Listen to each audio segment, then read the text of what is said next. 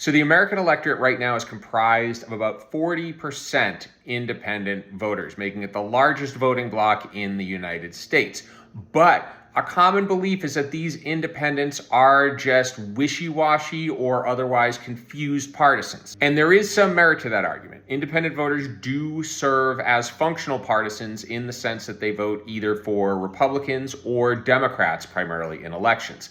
This most recent election was actually the first one in history where independent voters outnumbered voters for one of the two major parties. But it's why they vote that makes them different, and I'm going to explain. So if we take the most recent presidential election, for example, we like to look at it like this right here, where about 49% and change voted for Trump, 48% and change voted for Harris, and then you got this little sliver of people who voted other. And so in that sense, independents were serving as either Republicans or Democrats.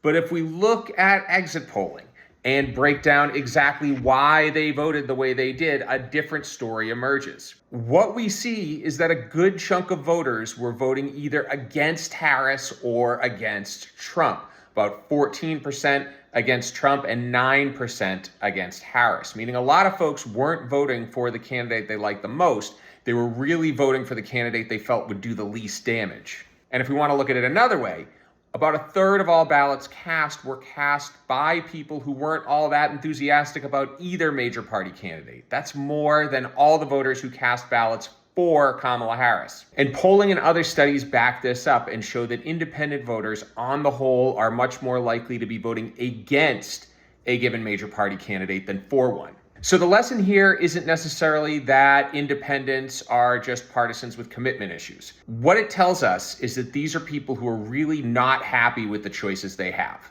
So if you're a voter who is unhappy with the choices on the ballot and really would love a third, fourth, or fifth choice, some reforms I'd recommend you check out are ranked choice voting and proportional representation, the second one being my personal favorite. I also talk about this stuff all the time, so be sure to follow if you'd like to learn more. Ta-ta.